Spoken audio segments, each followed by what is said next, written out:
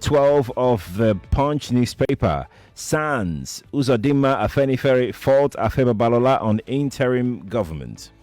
Oh, yes. I mean, he should be faulted. I mean, let's be very honest with ourselves. Why should you be calling for an interim government? The way it works is if you're not happy with the government, you go talk to your members of the National Assembly, they get together and impeach the government. That's the way it should be done. And nobody would really want that at this point in time. I'm surprised that the Lanet San would be suggesting an interim government. An interim government to be picked by who? With what parameters? It's the biggest form of confusion I could ever think of. You know, and what the story here says is that senior advocates Jimi, almost everybody faults Chief Afe Babalola's advice that we have. And I can understand his frustration, though. I can jolly well understand his frustration. Things are not going on as they should, as we expected.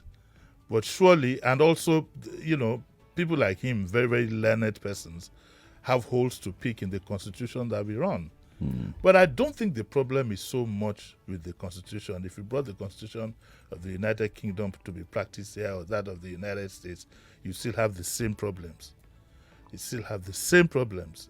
It's the major problem is our outlook, people's thinking, generally, because people's thinking is what translates to what politicians do think. Like I was having a discussion with somebody on phone yesterday, and he said Nigerians have a tolerance for corruption. Rather than us condemn corruption, everybody is praying that his own time will come. Do you understand? Even if you hear, if you in churches, if you hear, what do they call this thing they do in church now? When I've forgotten what it is. When you testimony. If you listen to testimonies, even you hear people praying in church that as they are going to the passport or to the visa to the American embassy, we pray that they will not see all these illegal things that they have done. You hear that kind of. So we have is our mindset. And the government we have is a reflection of majority of our people. That's why the governments have not changed. That's why it's very easy for people to cross from one party to the other. So the interim government at this point in time, for how many times are we going to have constitutional conference, and for how many times are we going to have interim government?